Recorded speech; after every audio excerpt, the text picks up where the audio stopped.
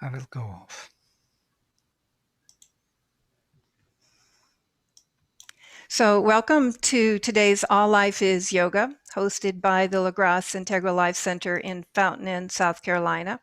I'm Rade, and I am joined by Vladimir Yatsenko and also joined by H.P. Rama, who is the founder of the LaGrasse Integral Life Center. And our focus at the LaGrasse Center is the transformation of consciousness and its reflection in all aspects of life, be it relationships, family, physical activities, and even spiritual pursuits.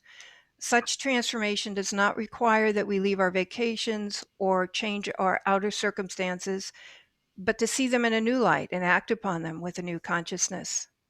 LaGrasse is very pleased to announce All Life is Yoga, a new series of discussions, talks, and interviews focused on the cultivation of a deeper and more universal consciousness and its expression and form in daily life.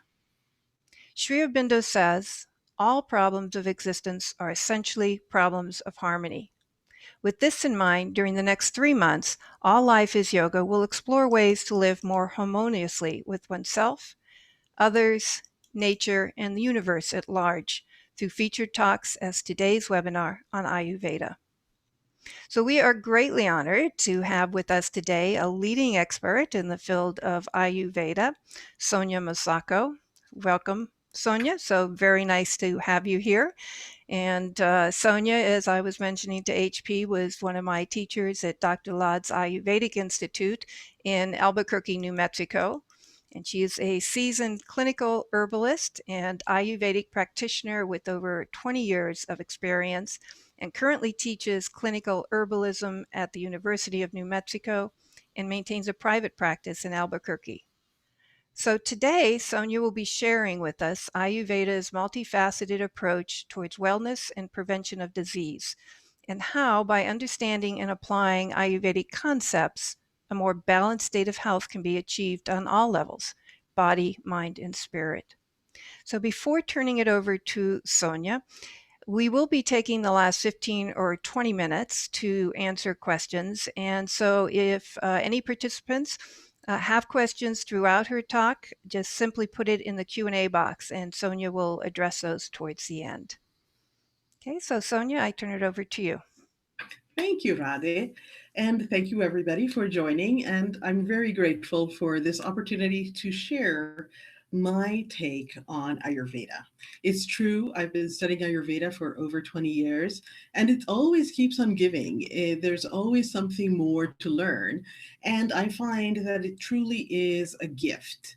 And although it is considered an Eastern Indian system of medicine, we really need to consider it a philosophy of life. And, Ayurveda is based on the Vedas. It's based on a 3,000-year-old science. On the other hand, it's the modern application and the day to day application that is what is necessary to be understood. So, in Ayurveda, the most important thing is to know yourself in order to make adequate choices. Once you understand yourself, then you understand the qualities and the qualities of the things that surround you and that are outside of you, and how this can work in balance or disharmony, and basically allowing you to make the correct choices for then being able to live your dharma, or what we call your aim of life. So Ayurveda is truly the science of life. It's not about becoming obsessed with food or becoming obsessed with medicine or becoming obsessed with anything. It's about actually becoming obsessed with life. And so I must say, I'm very honored to be here. And HP mentioned that I look so young, but I think I look younger and younger by more and more that I apply Ayurveda to my life. When I looked at myself in pictures that I have when I was living in Asia many years ago, I think I looked older than what I do look now. But I think that actually understanding Ayurveda to the smallest degree, and amplifying that in every aspect of the life allows us to live with more awareness and also with more light. And that is what is most important. So, Ayurveda again is called the science of life, and it gives us very basic information, and also very deep information. The more we study ancient texts, the more we delve into the medicine, it gets very complex, but we also need to be able to distill it and make it simple. And in this distilling, we always go back to the five elements of Ayurveda. According to Ayurveda, there is ether, air, fire, water, and earth. And these are the five elements that constitute the personal constitution of the one person, but it also surrounds us. These five elements are in everything that surround us. So it's in the music that we hear, the colors that we are surrounded with, the furniture, everything has these five elements. And it's up to us to be able to distill and have awareness and be the observer in order to be able to really hone in on our capacity of digesting the information that is actually bombarding us from the outside, and actually then discerning, do I need to allow this to be, or do I not need this in my life at this moment? So the five elements of Ayurveda again are ether, air, fire, water, earth. For convenience, we actually say that ether and air form the principle of vata, the fire and the water form the principle of pitta, and then the water and earth form the principle of kapha. So these are three energies, and they're in the physical human body, but again, they're also in all things that surround us. So ether and air, as you can imagine, is very light because this is the manifestation of consciousness into matter. So ether and air is very high consciousness, and there's also a very mobile quality, and it's also very, so there's like this energy, which is prana, that is within ether and air, and it's able to captivate things, but it's also easy to get distracted by things. Now, fire and water, instead, these are two chemical actions. And in Ayurveda, this is the energy for transformation, for digestion, for processing things, but also for allowing things to manifest. So we consider this we call it the Agni, but we also, within the Agni, there is Tejas, which is the spark. So the spark resides in this Pitta, which is again this fire and water. But for all things to be human, for all things to be materialized in this world, we need water and earth. And this is what not only is the building block of integration of matter and basically nourishment, but it's also what protects us. You know, it's our body, it's our shield. And so according to Ayurveda, we actually do need all three. We cannot just be one or the other or the other. If we would be ether and air, we would be spirits, not without a body. If we would just be fire and water, we would just be a chemical volcano. And if we would just be water and earth, we would be just earth and water, just very dense and very dull. So according to Ayurveda, we do need all three, but we also need to understand what is the balance of these three energies within us. So in Ayurveda, there's this concept that like increases like. And there's also the idea that opposites do balance. So the most important thing is to really check and be very honest and not have unrealistic expectations when you do these questionnaires of Ayurveda to find out what your constitution is. It is true. I would have liked to be tall. I would have liked to be skinny, and I would have liked to be, beautiful and blonde. But you look very young, Sonia, so you have that. Yeah, great. That's all the kapha that's showing. But basically, when you're doing these questionnaires, you really have to, come and be truthful. And it's like I've never been a hiker, never liked hiking. I might live in a beautiful place that has beautiful hiking trails, but that's just not my constitution. So I'm not a vata person. And honestly, it's true that I manifest many things, but that's because I really work at it. But, I'm a calf individual. And so, you know, you always have to be honest and be true because you're not competing with anybody. The only person you have to be honest with is yourself. And in Ayurveda, you have to really know yourself and know what is your primary constitution, what is your secondary constitution, and what is your third constitution. And because of this, you will know what you need to work on because basically the object of health is to live your dharma. So you're going to be working with whatever cards you were dealt with.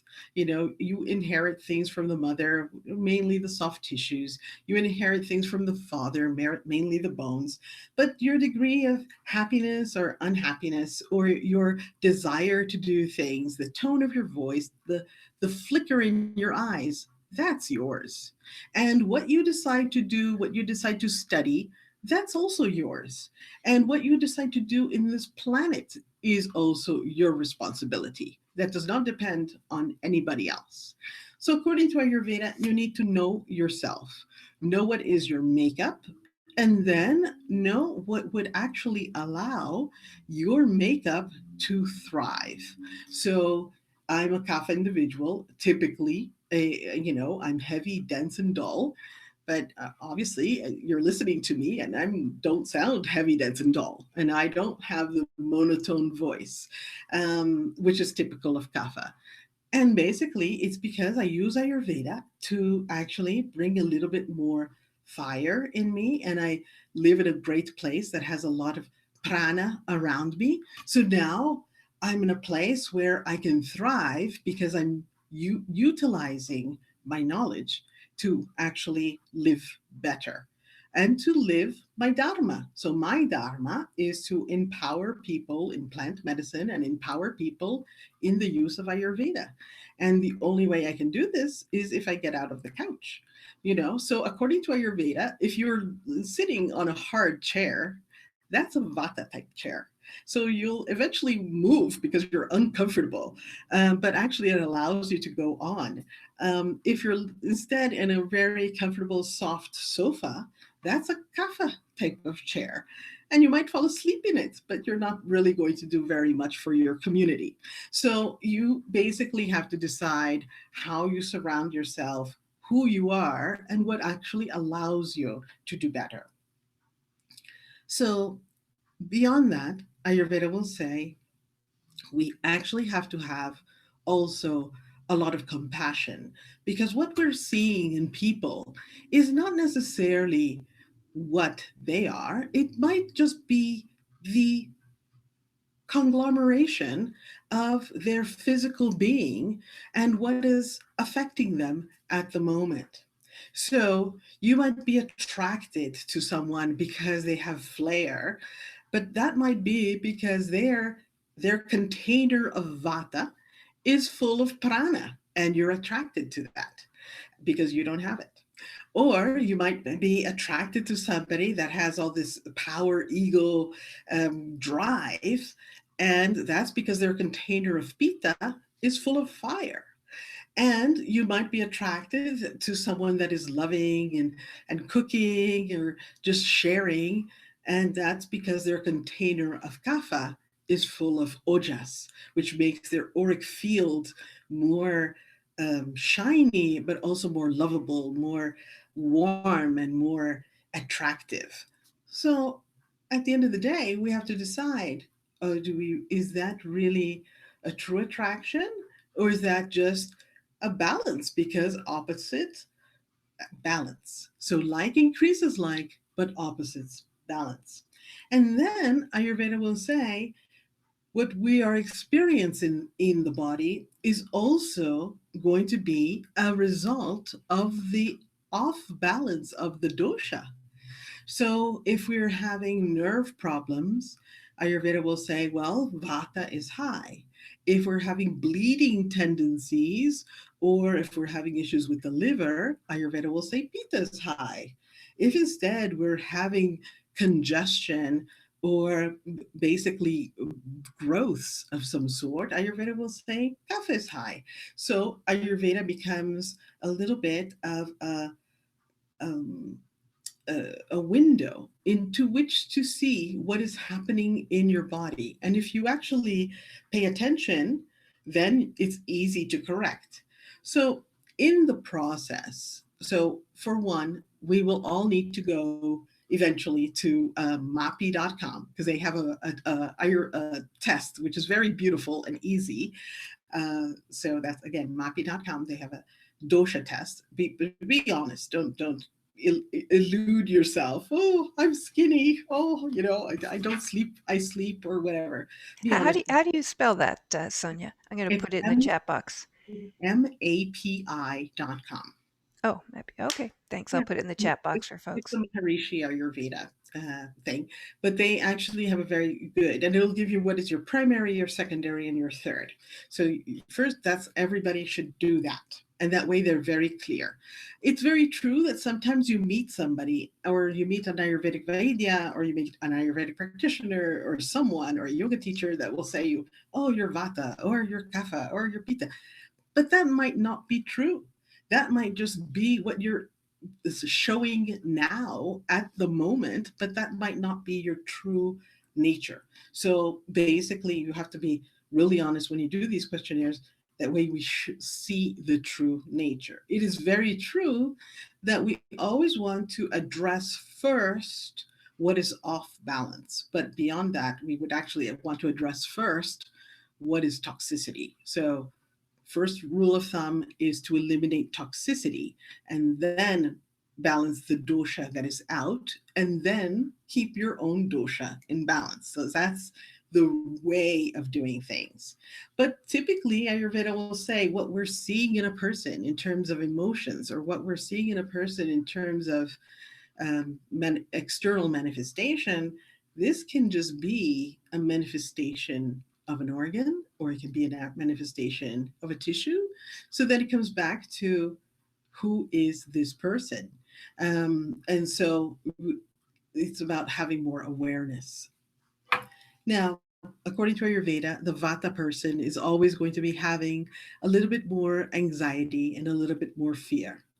The Pitta person is going to be a little bit more critical and more judgmental. And the Kapha person is typically going to be either a joyful person or a very sad person, but they're always attached to something. So Ayurveda said, well, the expression of the person being fearful or angry or attached is an emotion which is basically ephemeral because this can change as the doshas can change in the body. We can change what we eat, and now we're feeling much better, and now we're manifesting in a different way. So by understanding our own constitution, we can then select to do things that can then balance ourselves. So, Ayurveda will say the Vata person will normally be attracted to uh, stimulants or be attracted to multiple things because like likes like. However, like increases like. So, the best thing for the Vata person to do typically is to actually have a routine. And I must say, in so many years of practice, most Vata people hate the idea of having a routine. When I tell them to have a routine, they always say, oh no, that's just not good enough because I'm a very creative person and having a routine is not for me. But in Ayurveda, you can be still creative within a routine. So you create a routine, a daily routine, a weekly routine, a monthly routine, and then you actually allow in that routine time to be creative. So it's not about stifling you, but it's actually allowing you to have more energy to manifest that creativity. Because many times, the Vata person changes multiple times in their lifetime, jobs, desires, houses, directions. That's their typical thing. But they're so close to consciousness by having that ether and air. And they have so much affinity towards understanding the metaphysical and understanding the subtleties that they can be doing many things, but they usually run out of energy or get very um, disheartened, or they get very isolated. And this is just the nature of ether and air. So, according to Ayurveda, we need to understand the natures of these primordial elements. And then once we really grasp them, then we use them to our advantage. The matter is to also become an observer. So in Ayurveda, we start observing not only the elements and the qualities of those elements, but we also start observing the self. And then in the moment that we start observing the self, we start having a separation between soul and mind. And we start actually having more acknowledgement of what is our general purpose and our general direction. So, yes, Ayurveda is a science of a system of medicine, but truly it's a philosophy of life, because now we're looking at things with more consciousness. And this is what we want to achieve when we do Ayurveda. We want to be able to understand the little, the I call it the alphabet of Ayurveda, in order to use that information to grow consciousness.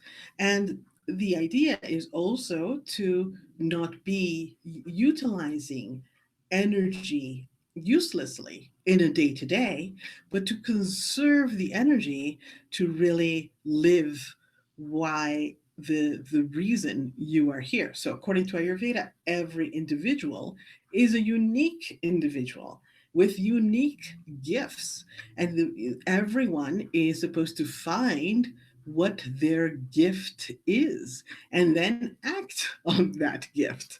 So, learning the doshas, learning what to eat and not to eat, these are just like the ABC's elementary kindergarten. And then as we evolve in the study of Ayurveda, we see in between the sutras. So when we're reading the ancient texts, everything is done in a sutra. A sutra is actually a poetic verse, but there's always it unravels, it becomes bigger, there's more meaning behind just the words.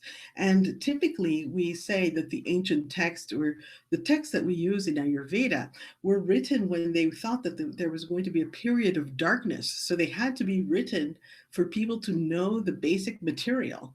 But there's so much more that needs to be also unfolded. So the idea is we need to know this basic of who we are. We need to understand our qualities. We need to understand the qualities of that which surrounds us. And then we are already in charge, and we take responsibility for our own health. So there is this word that I always liked in Ayurveda. It's called pranya parad, which is basically, uh,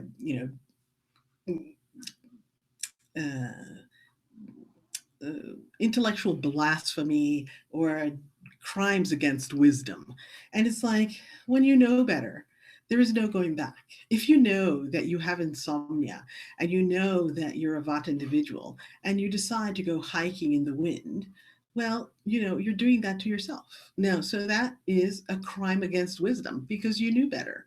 And I also find that when we study a little bit more Ayurveda, Ayurveda looks actually at 7 systems of philosophy, and the 7 systems of philosophy have some basic truths that are very clear, and also very applicable. There's always going to be this idea of cause and effect. we eat this is going to happen. If you're just eating rice crackers, the fact of you feeling very light is going to be one thing. If you're just eating mushrooms, you're going to be feeling very heavy. So there's this cause and effect. There's also the fact, however, of making a ritual, considering yourself sacred, and basically uh, giving, having compassion towards yourself, but also honoring the self as an expression of life. So in Mimamsa philosophy, there is this thing about having rituals and having also mantras, but there's also this thing of taking your day with sacredness and actually honoring the people around you with sacredness, and actually having daily routines for yourself, but also seasonal routines, but truly honoring every day as a precious gift. And if we really would do that, then we would be in such a better, like, overall society, if everybody would honor life as a precious gift. Then in yoga, because Ayurveda also embraces the philosophy of yoga, it's about a way of being, rules of being in society, the non-stealing. There's so many things that we actually learn in yoga that are important just for society to work as a whole. And if our energy would not be dispersed by calming fires, by managing illnesses, or by managing or being constantly in crisis, we would actually have more energy to be able to grow and also to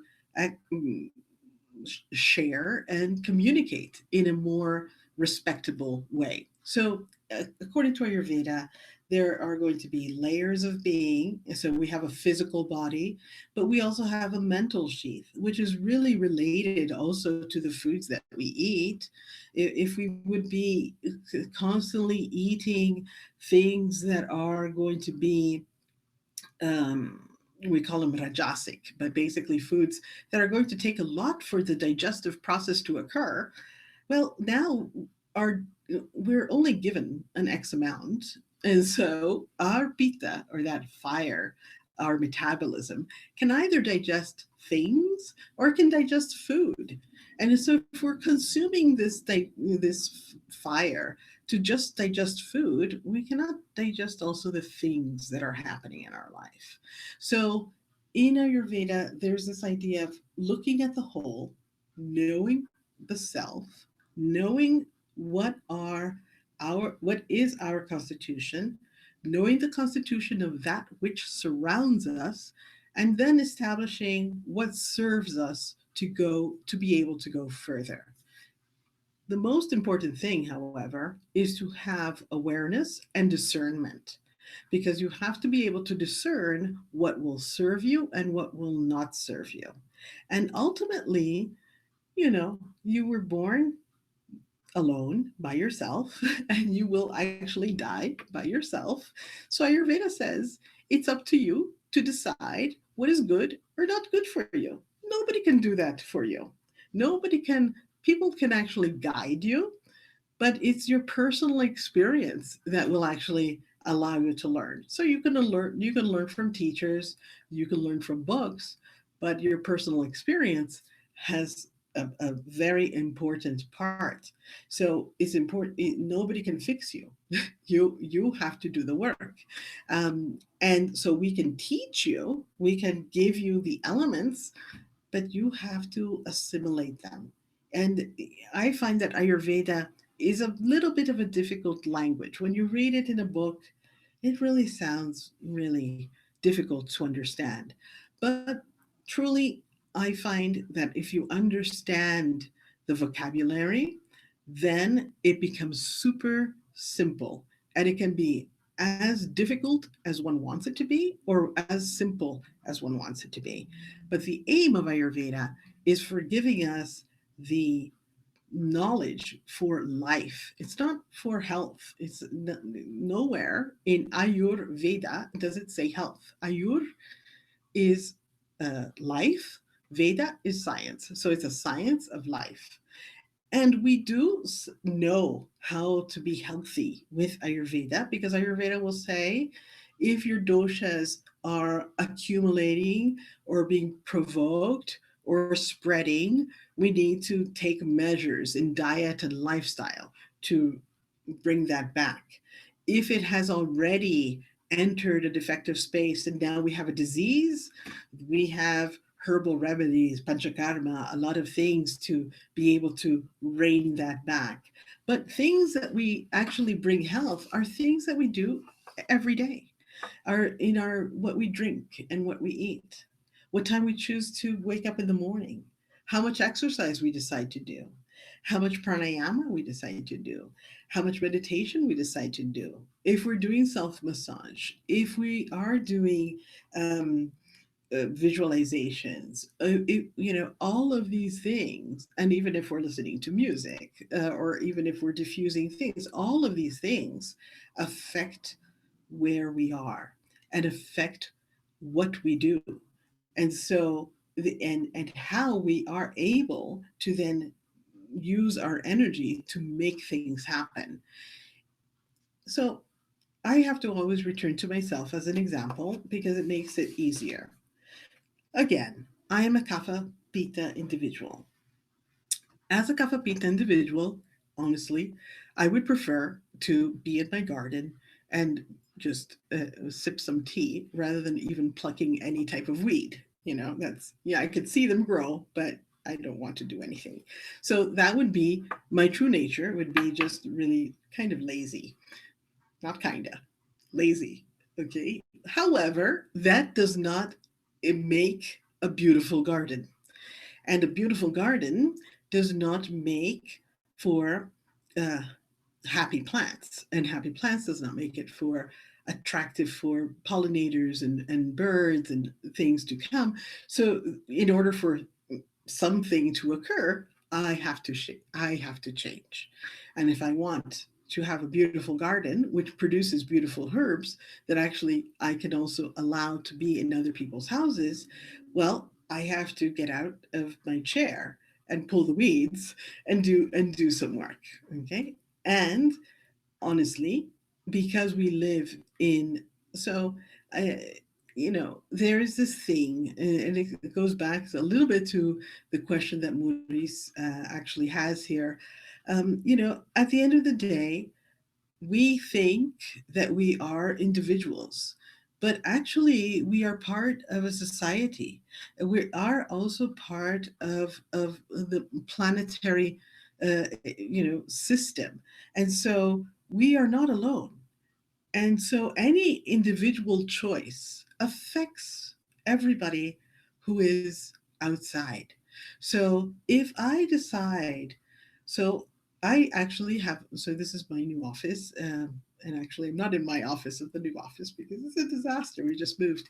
However, I have a great apothecary.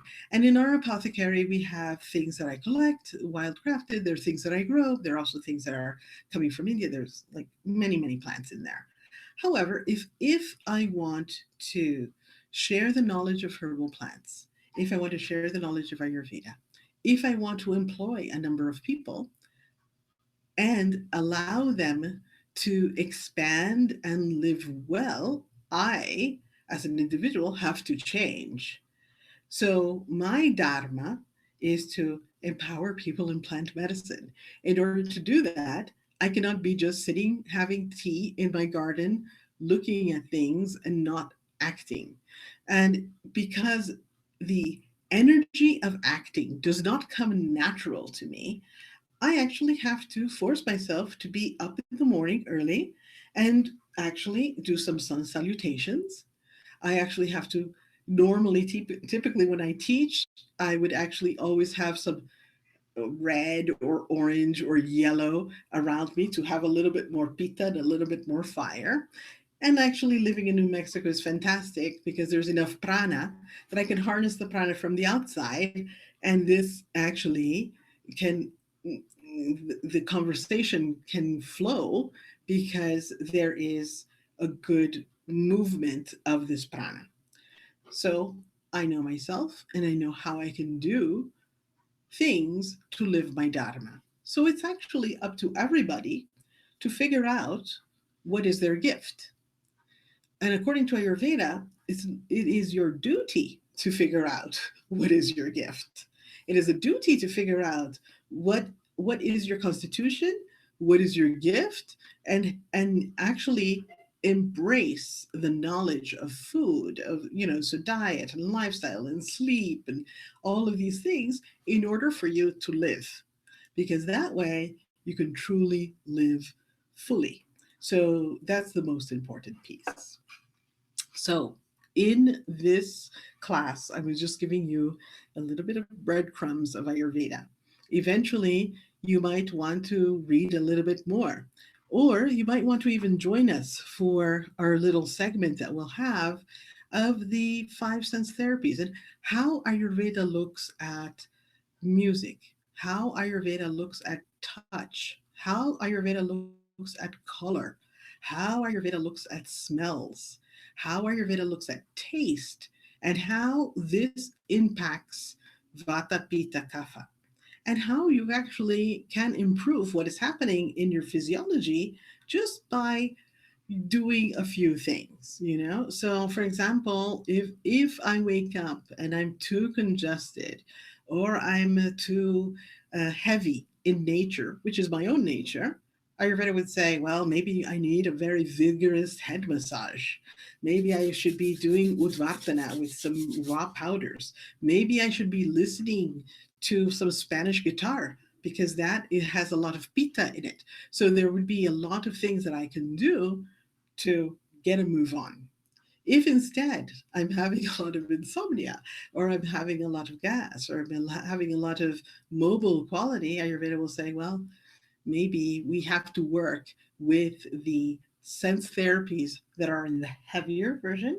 So we're not listening to music and we're not doing friction massage because those are in the realm of ether and air. But now we want to work with foods, or now we want to work with scents, and these can actually balance better the vata person. So pita sometimes is a little bit more tricky, but we will have time to cover also what we can do for the pita person. Ayurveda normally likes to use cooling measures and water and actually also raw foods, but that's not good for everybody. So in Ayurveda, for some people, a medicine can be a medicine. For some people, a medicine can be a poison. And we just need to figure out who we are, and that way we know what to apply exactly. And the more we, learn, the more you will be really happy. Some things will be, you're already doing it by nature, because I find that in Ayurveda there's a lot of things that we do already by nature when we are in balance. But it's true that some things we actually have to learn. And so that is going to be something that we will do together. So, all right, I do see some questions coming up. And so I want to go actually back to the first question that came at the beginning of the series. That was Maurice or Baptiste, Maurice Baptiste. I'm not sure. But anyway, he was asking of what Ayurveda would think about vaccination for Corona. I don't think that there is one straight answer, but I do believe that, you know, in Ayurveda, there's the thought that we are manifesting from a macrocosm to a microcosm, and that our kind of journey through life is actually to again be able to reach the macrocosm. Um, and there's also the fact that when we're searching typically for our dharma, and the reason ojas will come is so that principle of immunity comes when there is a reason beyond the self. So if we have to be receiving a vaccine in order for the entire population, or the entire, so for the family, or for the community, and for the city, or for the state, to be in a place where we can all live in a happier way, then there should be no obstacle in doing that. So again, it goes from microcosm to macrocosm. So whatever is necessary for the embetterment of the community overall. And so at this point, for the embetterment of the community, it would be the proper thing to do.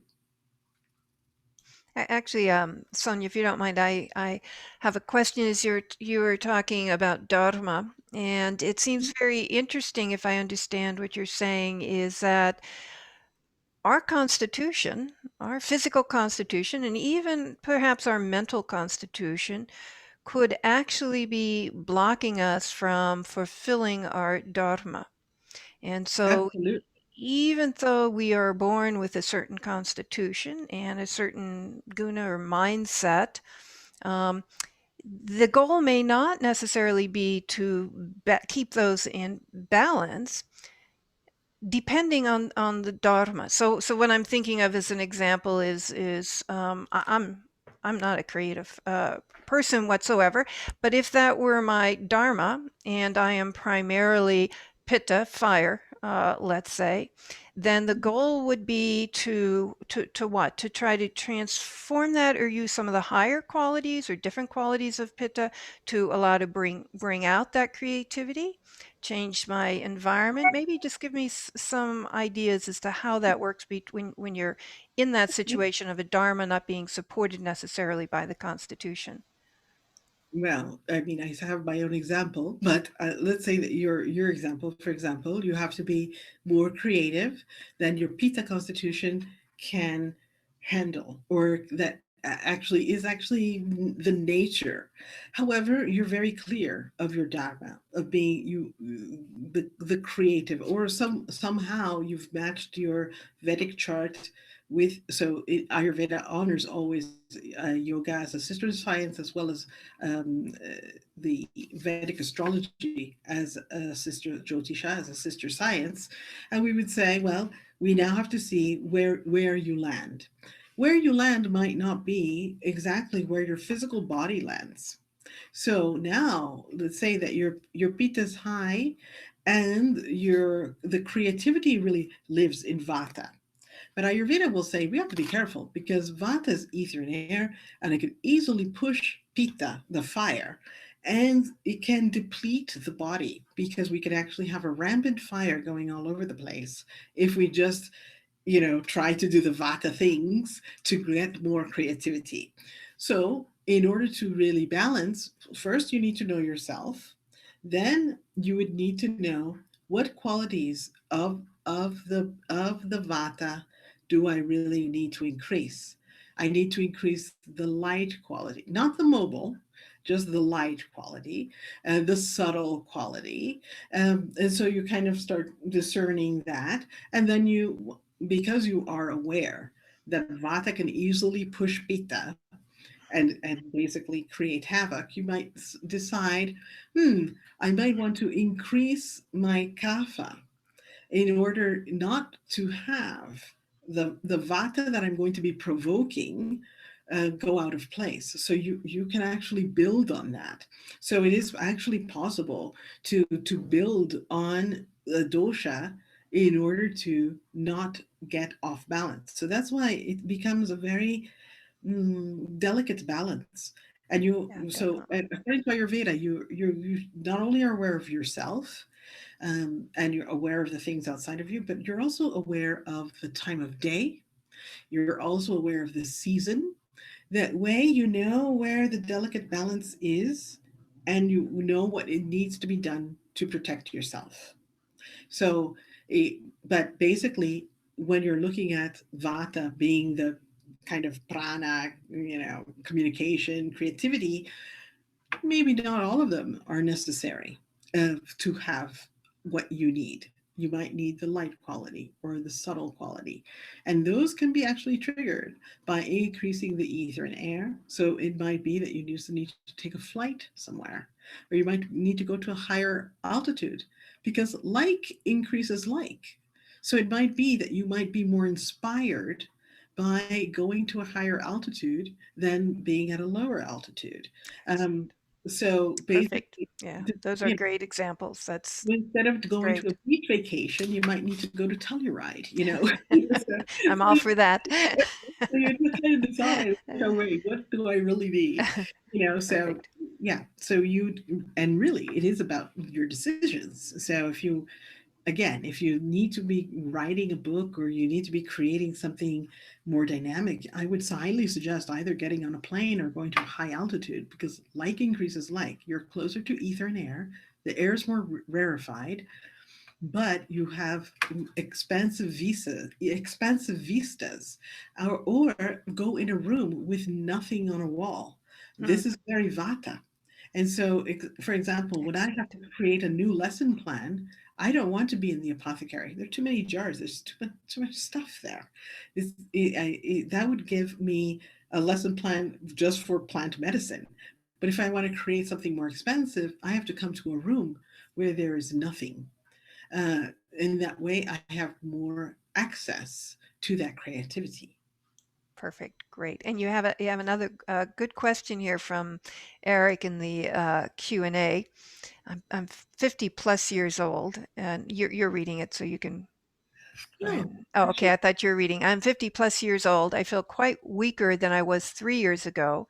The doctor tested everything, and those are normal. Is it possible to regain the energy and strength with Ayurveda? Eric, I'm 50 plus. Okay? So the answer is yes, absolutely. So if I'm 50 plus years old and I can do it, I can tell you, you can do it. But yes, it is actually possible. The first thing is to be able to. So I find that we typically carry things that we don't need to carry. Okay, so according to Ayurveda, the first thing to do is to eliminate toxicity. This toxicity is not only a physical toxicity of what is on, by what you've eaten or what you have, not digested, but it's also a mental toxicity of, the could have, should have, would have's, or what, the things of the past. The things of the past are past.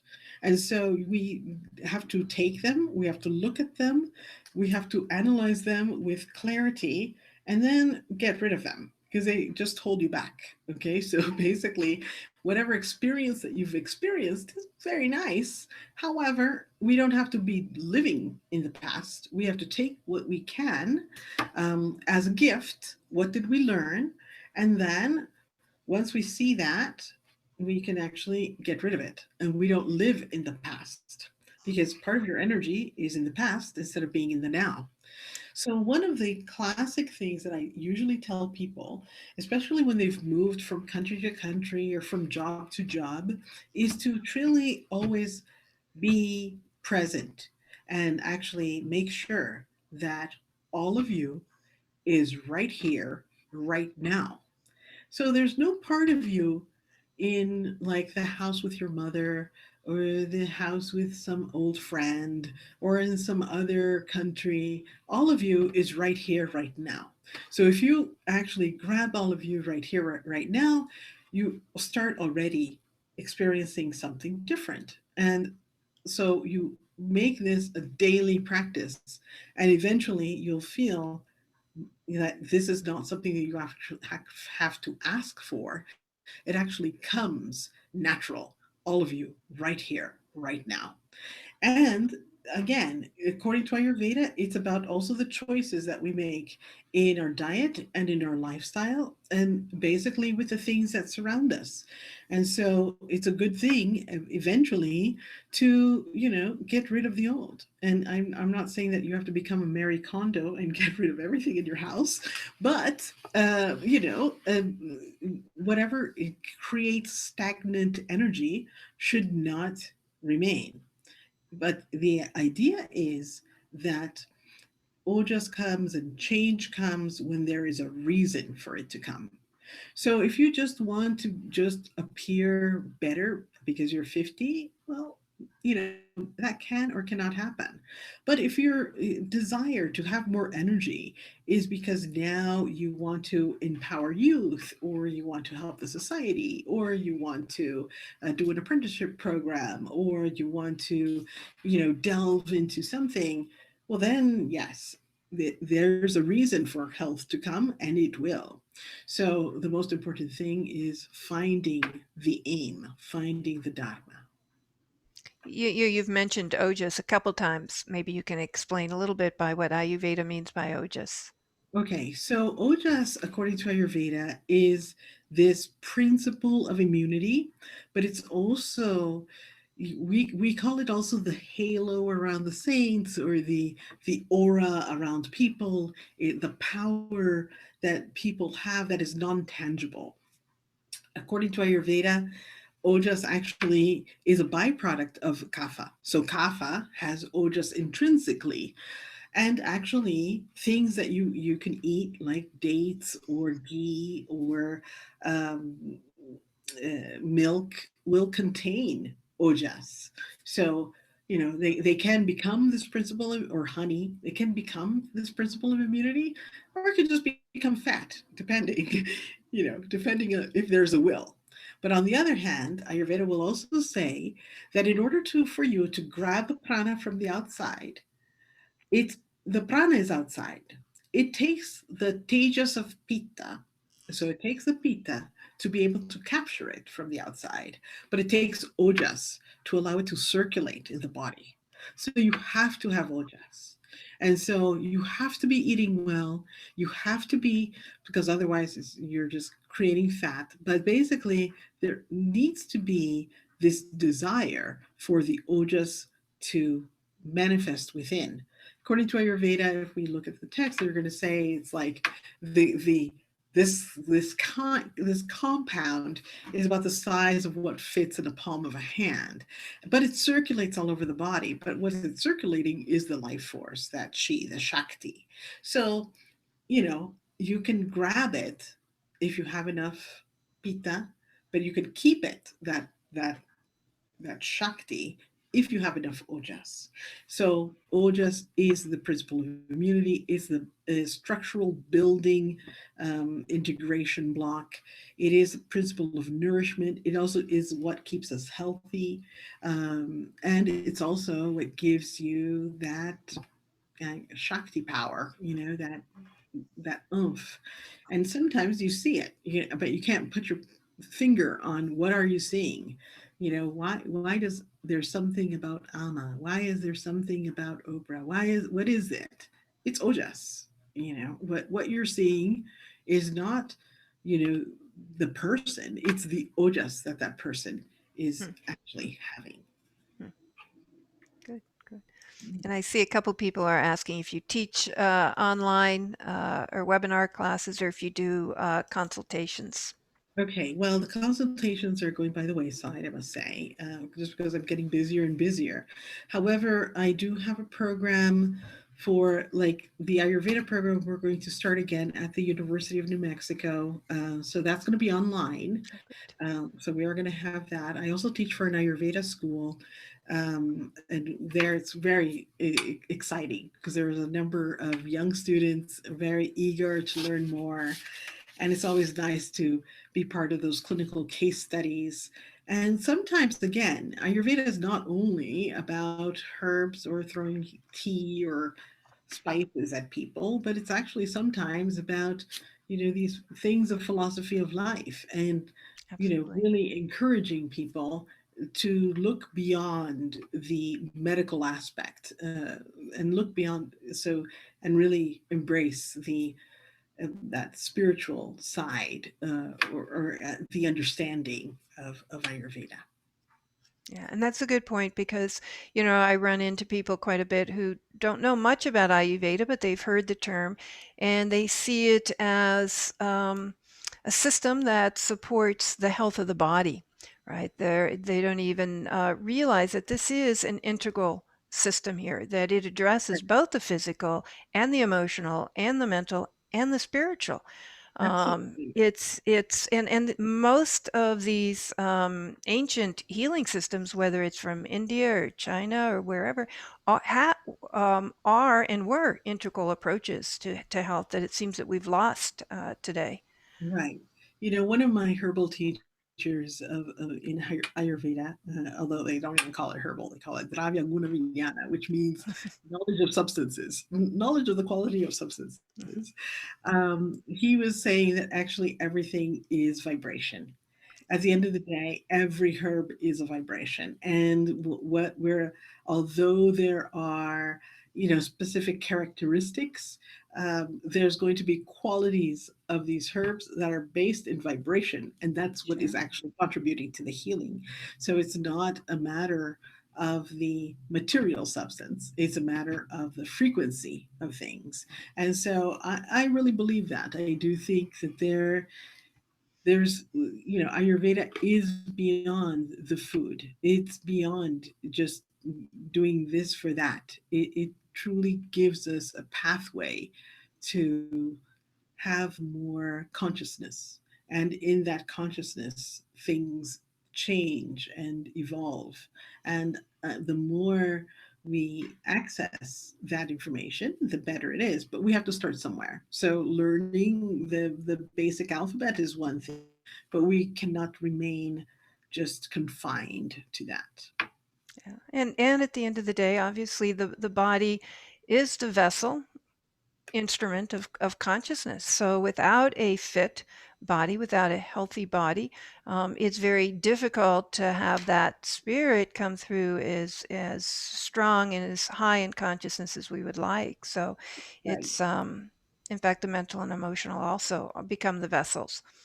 So I know my time at the Dr. Ladd's Institute and my time that one summer, spending time with you and having you work with me in developing tinctures for the different planets as well as different systems, Ayurvedic systems.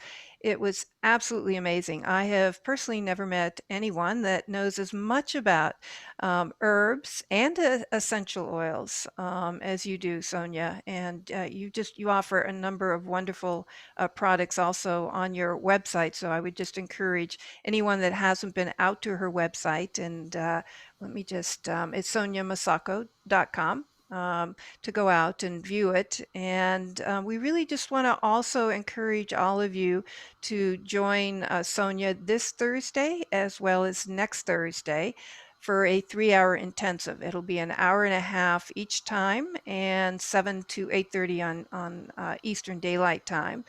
And it is exactly what Sonia had been mentioning earlier, is that she will be addressing the 5 sense therapies, how we go about understanding and recognizing and nourishing the senses, whether it's sight, hearing, touch, sense, smell, or taste. And maybe you can just say a few more words about that, Sonia. But I also want to let people know that anybody that's here today, they'll be getting a special email invitation, and please register. She's just a wonderful, wonderful resource in Ayurveda and has a lot of knowledge in this area of 5 senses.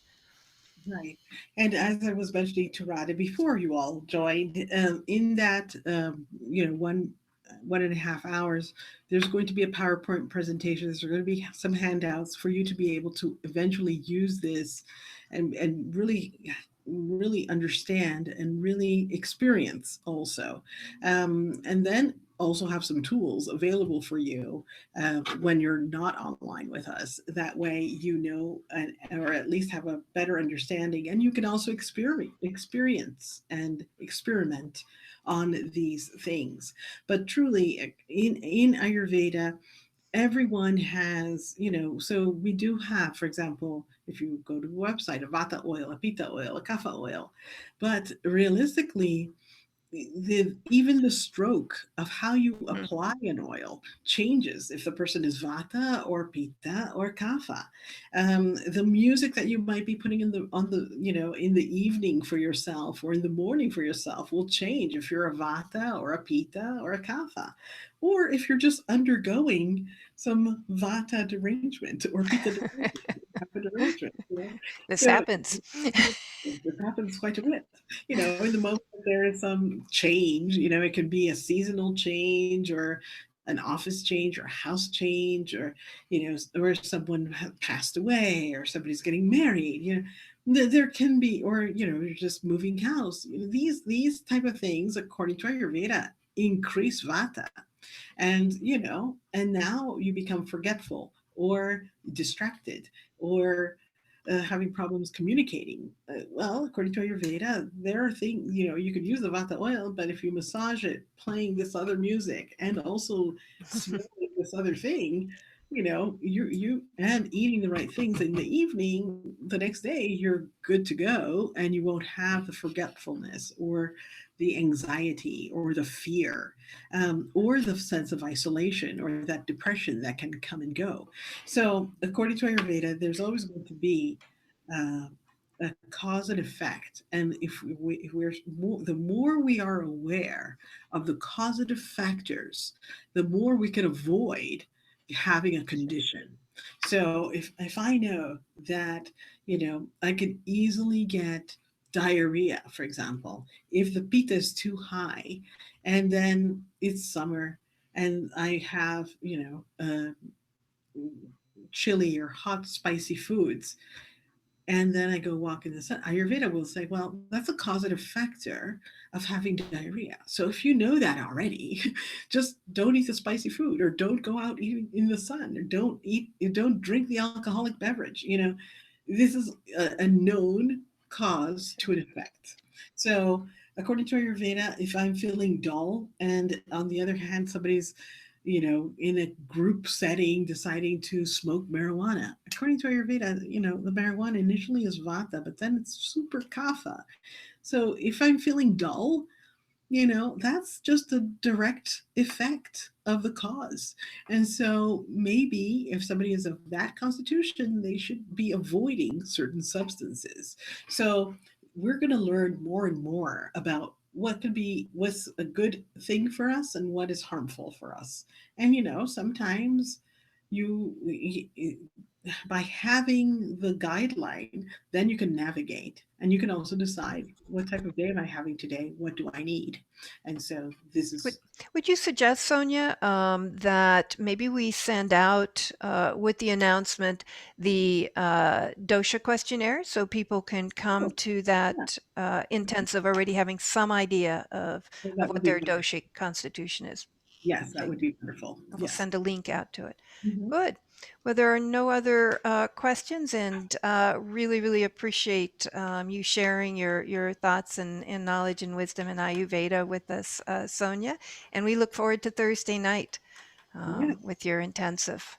And it's thank you so much. okay. You're welcome. Have a good Namaste. evening. You too. Thank you.